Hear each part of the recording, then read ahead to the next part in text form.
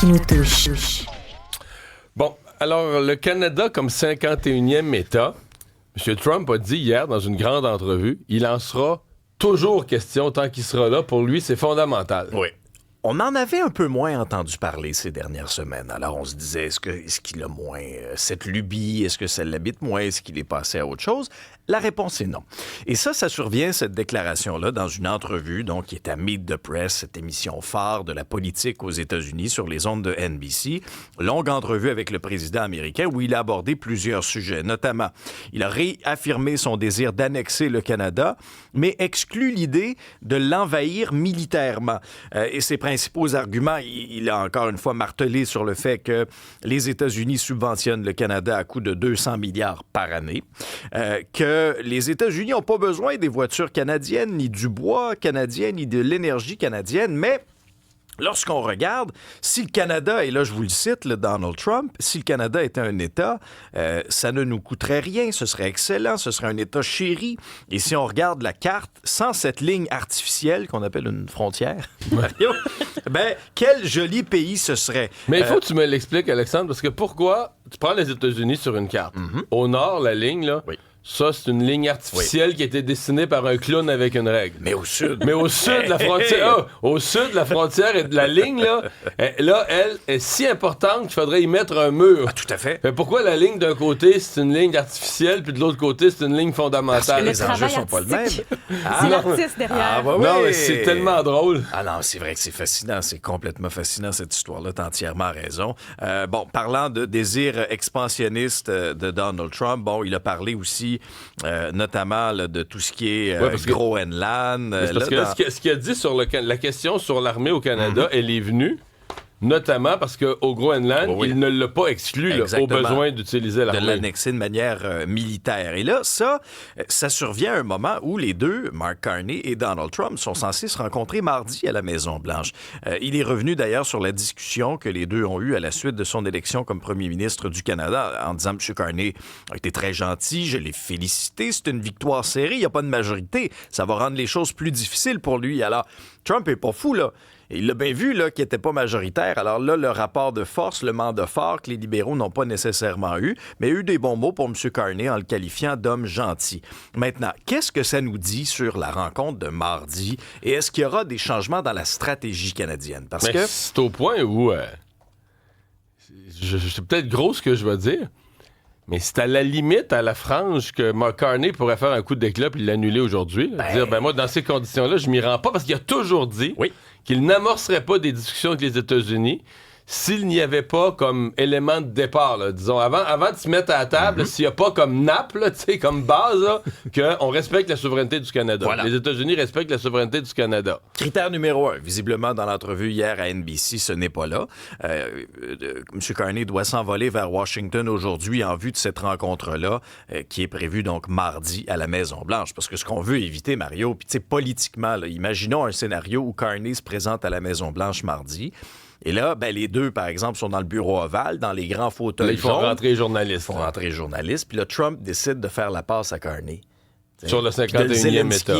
Puis de l'humilier publiquement devant tout le monde. Alors que M. Carney a été élu avec cette aura de « Ah, mais moi, je suis capable Qu'est-ce que tu fais bien si ça négocier. » arrive? Est-ce que tu claques la porte? Est-ce que tu te lèves, tu le remercies, puis son accueil? Très bonne question. Très bonne question. Et ça, c'est sûr qu'au Canada, il deviendra un héros, là. Mais je veux dire, est-ce qu'à long terme... Mais là, tu piques le Donald. Ouais.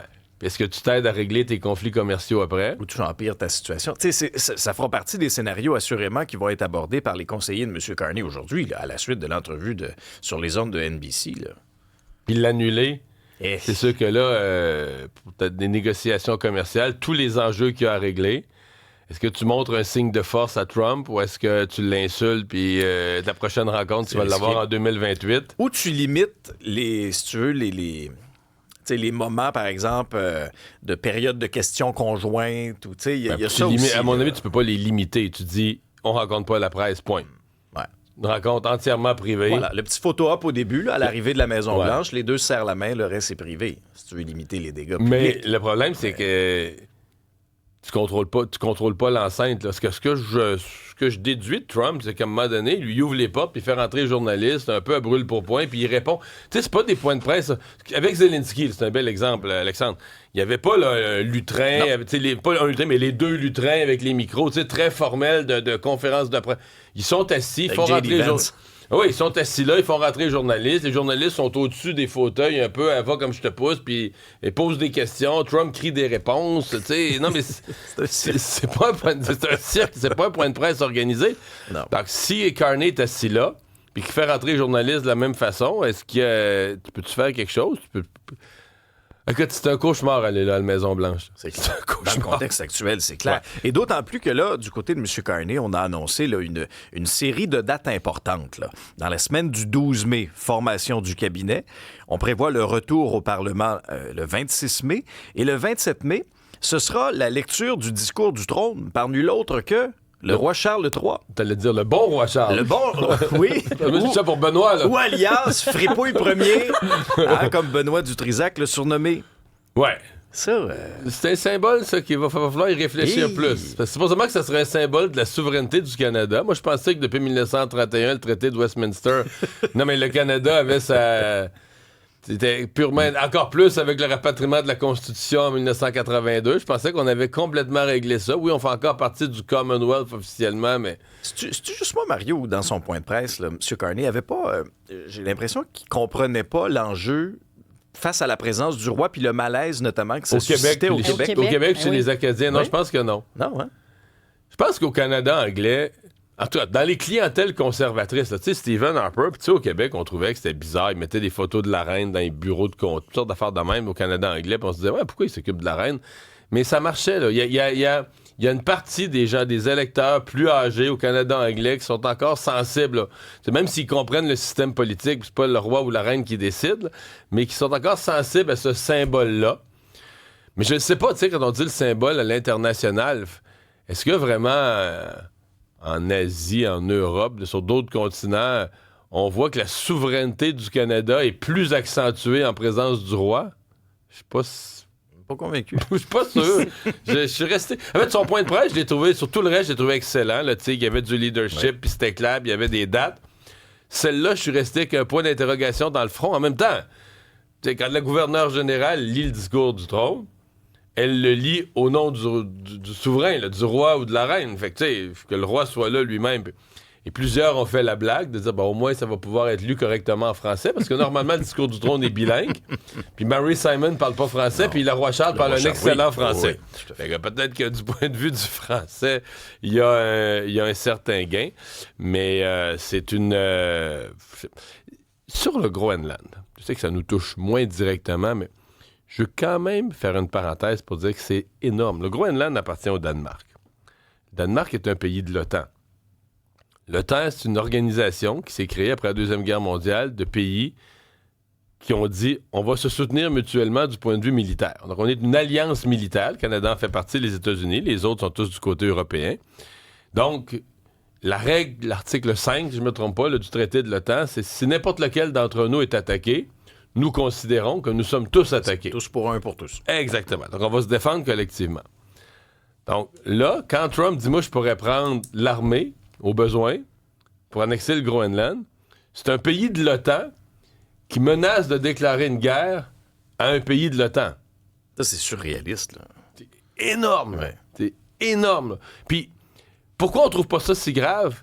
Ben, on trouve ça très grave, mais pourquoi c'est pas plus grave encore? Parce que tout le monde a accepté un peu que c'est un crackpot qui dit n'importe quoi, puis qu'on... Non, mais c'est vrai qu'on... Bon, là, tu sais, on peut pas se formaliser de tout ce qu'il dit, puis c'est quoi le pourcentage de ce qu'il dit qui va vraiment faire ou qui pense vraiment, mais c'est quand même épouvantable, là. Je veux dire, c'est un pays de l'OTAN qui dit, moi, je pourrais utiliser l'armée contre, techniquement, un de mes alliés de l'OTAN. Mais est-ce que ça pourrait faire éclater, carrément? Si tu t'en prends à l'OTAN, à partir du moment où les États-Unis sont plus solidaires de l'OTAN, c'est sûr que l'OTAN repose beaucoup sur la puissance militaire américaine. Là, le pays, au point de vue militaire, le plus fort du traité, ce sont les États-Unis. Mais enfin. Il est revenu rapidement aussi sur son 3e mandat, là, parce que c'est dans l'air. Il a dit « J'ai jamais eu une demande aussi forte. » Les gens, tout le monde y en parle. Mais... Et là, je vous le cite, ce n'est pas quelque chose que je veux faire. Je veux avoir 4 grandes années et passer le flambeau à quelqu'un, idéalement un bon républicain. Oh. Mais sur le même sujet, sur est-ce qu'il y aurait le droit de le faire, il y a eu une phrase assez drôle. Il a dit, moi, je suis pas avocat. Fait que je ne sais pas si je dois respecter la Constitution américaine ou pas. C'est vrai. Est-ce que tu connais? Est-ce que tous les non-avocats de la société sont pas obligés de respecter le code criminel, c'est pour tout le monde, hein, le code de la route, le code de la route, le code criminel? Si vous n'êtes pas avocat, c'est pas un argument valable, en tout cas. Ouais, je l'avais jamais entendu celle-là. Si t'es pas avocat, les lois, ben écoute, toi, tu sais pas, là, c'est pas ton métier d'être avocat. Vous rouliez 120 sur l'autoroute? Ah, mais je sais pas. Pas avocat, moi, je suis un très bon avocat. Je peux pas savoir, moi. Bon, et là, il y a aussi une annonce qui a été faite plus tard en journée hier sur les films étrangers, mais qui va avoir tout un impact au Québec. C'est vraiment pas drôle, là. Des droits de douane de 100% sur tous les films qui sont produits ailleurs qu'aux États-Unis. Ils seraient en train d'entamer le processus pour l'instaurer, ces fameux droits de douane. Sur Truth Social, ce qu'il disait, c'est que l'industrie cinématographique américaine est en train de mourir à vue d'œil. Il dit qu'il y a d'autres pays qui proposent toutes sortes d'incitations pour attirer les cinéastes et les studios hors des États-Unis, hors d'Hollywood. Il parle même de menaces pour la sécurité nationale. Je veux dire, c'est grave. Donc, présentement, il y a l'Actis qui devrait rencontrer aujourd'hui l'Alliance internationale des employés de scène, de théâtre et de cinéma. Ça, parce c'est qu'à Montréal, américain. il y a plusieurs productions américaines qui viennent faire des tournages, des effets spéciaux dans les grands studios, les studios Mills et autres. Habituellement, c'est un 12-13 à peu près tournage, des méga productions qui débarquent. T'sais, on pense à X-Men qui est déjà débarqué ici. Pour l'instant, il n'y a rien de confirmé pour l'été. Là, je sais que cette année, l'Actis disait on n'a pas de confirmation encore. L'affaire aussi, c'est que Montréal est réputé pour ses studios d'animation. Tu sais, quand on dit produit à l'extérieur des États-Unis, c'est rare qu'un film est produit vraiment dans un seul pays. Parfois, tu vas aller tourner des scènes ailleurs. Parfois, tu vas te servir de la technologie de d'autres. On pense à Pixmob, par exemple, qui fait les lumières dans le Super Bowl. Tu sais, tout le monde est un peu interrelié. Donc oui, ça fait mal. Le talent de chez nous aussi, qui est privé. Mais moi, ce que je trouve fou là-dedans, c'est qu'ils accusent les autres pays. Mais ils oublient qu'il y a eu des incendies chez eux, ils oublient qu'il y a eu une pandémie, ils oublient qu'il y a eu une grève. Puis je veux juste revenir sur le fait que la semaine passée, on a discuté avec Yannick Truesdale, qui est un Québécois qui vit entre le Québec et Los Angeles depuis des années. Et qui nous disait que ça va pas bien du tout à Hollywood. Ça va pas bien du tout, mais il accusait pas les autres pays, pas en tout. Si depuis la grève qu'on a eue ici, les streamers ont changé leur modèle d'affaires, et maintenant, ils cherchent à faire de l'argent et à être profitables, ce qui n'a jamais été un objectif avant. Ce qui fait que l'industrie, comme sur la glace, il y a très peu de contenu qui est tourné. Les budgets sont coupés. Les quotes des gens, des acteurs, des réalisateurs, des producteurs ne sont plus respectés. On fait une offre, on fait c'est à prendre ou à laisser. On est vraiment dans une période je sais pas comment on dit en français, mais de rétrécissement de l'industrie, de rétraction de l'industrie très, très intense. Là. Il y a beaucoup de gens qui perdent leurs emplois, leurs maisons. Il y a des agences qui ferment. C'est assez grave. Mais de l'interne, je comprends pas pourquoi on accuse les autres. Chez nous, quand une production vient des États-Unis, c'est à peu près 2000 personnes qui travaillent sur un projet. Ça passe des chauffeurs aux caméramans. Mais là, à la fin, ce qui va arriver, ce qui est déjà le cas en Chine, c'est que les films américains, les cinémas ne mettront plus à l'affiche les films américains, ils vont tout détruire. Mais je me demande... Parce qu'en Chine, présentement, ils ne présentent plus les films des États-Unis. Ils ont réduit modérément le nombre de films américains. Ils ont réduit. Fait qu'ils n'ont pas annulé en Chine, mais je me demande si c'est pas une riposte à ce que la Chine a fait dans les derniers mois. Puis, parenthèse, il a aussi dit dans la volée qu'il voulait rouvrir Alcatraz. Ça, c'est une autre lubie là, qu'il a fait. C'est particulier. Élection partielle d'Arthabasca, c'est pas déclenché, Alexandre, mais tout le monde s'est activé là, au cours des derniers jours. Oui, parce que le chef du Parti conservateur, Éric Duhem, a officialisé sa candidature à l'approche de cette élection partielle dans Arthabasca. On connaît toujours pas la date, ça n'a toujours pas été déclenché, on sait. Donc, Arthabasca... Et ça pourrait aller jusqu'en septembre. Là. Oui, parce que le premier ministre a 6 mois, là. C'est dans sa prérogative. À la suite, donc, de la démission d'Éric Lefebvre, qui a démissionné de son poste le 18 mars dernier. Il a fait le saut en politique fédérale. Il a été d'ailleurs élu pour les conservateurs de Pierre Poilievre. Maintenant, l'argument principal aussi d'Éric Duhem, qui avait quand même là, bien fait là, en 2022, 24 deuxième derrière la CAQ dans cette circonscription-là. Et à l'échelle provinciale, les troupes d'Éric Duhem avaient quand même raflé 12 du vote populaire. Il y a 530 000 citoyens qui ont voté pour le Parti conservateur. Or, aucun siège à l'Assemblée nationale. Et hier, dans son point de presse, Éric Duhem en a profité aussi pour décocher une flèche à l'endroit de Paul Saint-Pierre Plamondon. Paul Saint-Pierre Plamondon qui était aussi dans la circonscription pour inaugurer son local électoral dans Arthabasca. Je vous fais entendre les commentaires d'Éric Duhem, suivi de Paul Saint-Pierre Plamondon. J'ai pas demandé à personne de présenter ou pas de présenter des gens. J'ai juste constaté l'incohérence d'un gars qui est chef du Parti québécois qui disait lors de la dernière élection que 13 % des gens méritaient d'avoir une voix à l'Assemblée nationale et qui aujourd'hui, à la première occasion, dit le contraire. Je trouve juste qu'il parle des deux côtés de la bouche en même temps. C'est ça que j'ai dénoncé. Donc, M. Duhem n'a pas été élu lors de la dernière élection générale. Moi, j'étais prête à lui donner un bureau, une place pour se faire entendre. C'est toujours le cas. Mais quand c'est le temps de choisir un ou une députée pour représenter Arthabasca, bien, je regrette, c'est aux gens d'Arthabasca de décider qui ils veulent pour les représenter. Oui, parce que l'idée, même Denis Coderre, en fin de semaine, qui appuyait l'idée que les autres partis présentent personne contre Éric Duhem pour le laisser passer, ça me paraît une vision un peu optimiste. Si Éric Duhem rêvait à ça. Mais sincèrement, cette élection partielle-là, moi, elle va être à suivre parce que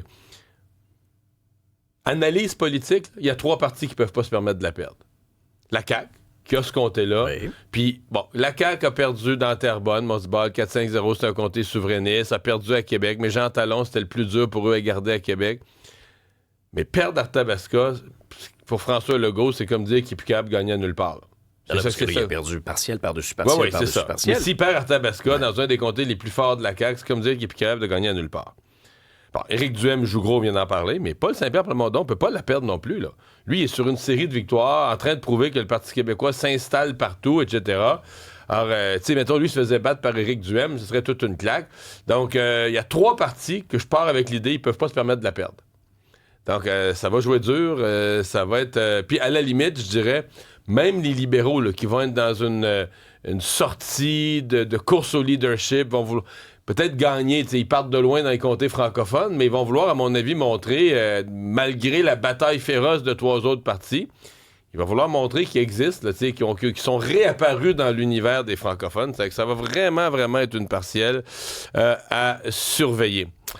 Alexandre, est-ce qu'on va pouvoir avoir soupé paisiblement sur une terrasse pendant le Grand Prix? Est-ce que les touristes vont être libres d'une descente? On se souviendra l'année passée, là, tous les scandales, et ça avait fait énormément mauvaise presse à Montréal.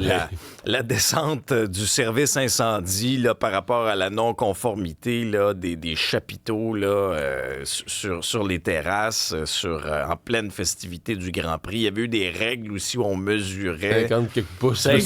Mais c'est ça. Ça avait été là, un vrai fiasco là, à plusieurs reprises. Alors maintenant, après ce scandale-là, l'arrondissement Ville-Marie va finalement changer ses règlements sur les terrasses. C'est ce qu'on apprend là, via Robert Baudry, qui est responsable de l'urbanisme, notamment au comité exécutif de la Ville de Montréal. Lui, ce qu'il dit, c'est que les règlements vont être modifiés pour laisser plus de lousse. Et là, je reprends son expression aux commerçants. Si et seulement si, bien sûr, la sécurité n'est pas compromise. Parce que quand on regarde un peu, là, souvenons-nous, là, ce scandale causé par la fermeture de terrasses en plein Grand Prix de Formule 1, ça avait poussé l'arrondissement Ville-Marie, qui inclut aussi le centre-ville, le village, le quartier latin, c'est des quartiers très animés, notamment en pleine festivité, à entamer cette démarche-là de modification réglementaire. Donc, c'est un soupir de soulagement. On revivra probablement, je vais le mettre au conditionnel, probablement pas le même fiasco cette année. Ça va être un fiasco quand même multifacette, là. Il y avait le Grand Prix annulé, pas annulé. Les policiers qui ne savaient pas ce qui se passait. Oui. Il y avait l'eau qui coulait dans les paddocks. Là, je me souviens de l'équipe de France de description du Grand Prix que sur leurs équipements électroniques, l'eau pissait du plafond. L'ensemble de l'œuvre, ça n'avait pas été glorieux, là, 2024. Non, vraiment pas. Il y avait eu rencontre après ça avec les autorités du Grand Prix qui avaient dû pratiquement s'excuser aux écuries. Mais c'était gênant pour le public. On reçoit plein de monde de partout. Non, ça donnait pas une image. Oui, le spectacle ça, de Pitbull gênant. aussi. Là, il vient pas. Finalement, c'est annulé. Sortir de l'île Notre-Dame. Ah non, ça avait été compliqué. Ça avait été annulé à la dernière seconde. Là. C'était gênant. Je sens que 2025 va être une merveilleuse édition. Je suis gonflé d'optimisme. Et il en fallait de l'optimisme hier au match des Jets de Winnipeg. Ah oui. Ils perdaient 3-1. Quand le 2 minutes restant au cadran, ils perdaient 2-1. Ils ont enlevé leur gardien. Ils perdaient 3-1, pardon. Ils perdaient par 2 buts.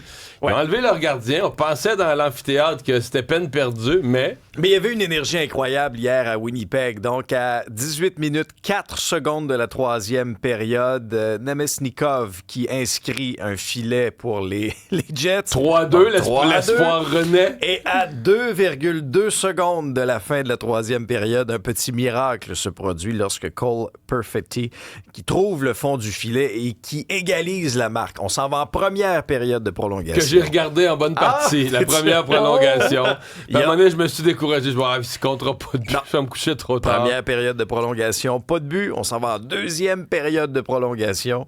Et la belle histoire se poursuit pour les Jets lorsque Adam Lowry, qui à 16 minutes 10 secondes de cette deuxième période de prolongation-là, inscrit le filet gagnant. Les Jets qui passent en deuxième ronde. Donc, sur les 8 équipes restantes, 3 équipes canadiennes. Exactement. Donc, les Jets, les Oilers et les Leafs. Ouais. Les Leafs qui jouent ce soir contre la Floride, mais c'était, disons, si tu le prends de l'autre côté, là, les Blues de Saint-Louis, c'est comme, tu dis, ouais, on l'avait le match, on le tenait, on menait 3-1. Et ils l'ont laissé aller. Alors, comme quoi, il faut jamais perdre la foi. Deux buts en enlevant le gardien, là, c'est incroyable. C'est rarissime. Puis d'autant plus dans une série où, tu sais, le gardien des Jets, Connor Hellebuyck, a été très critiqué, très chancelant aussi. Même pendant le match, là, c'était coup-ci, coup-ça. Or, il s'est repris de très belle façon en prolongation, un peu pour racheter sa performance un peu plus ordinaire. Lui, qui est un gardien extraordinaire, là, il est en liste d'ailleurs pour le viser. De la prolongation dans un 7e match de hockey, pour quiconque aime le sport en général, il n'y a pas grand-chose de plus dramatique du point de vue sportif.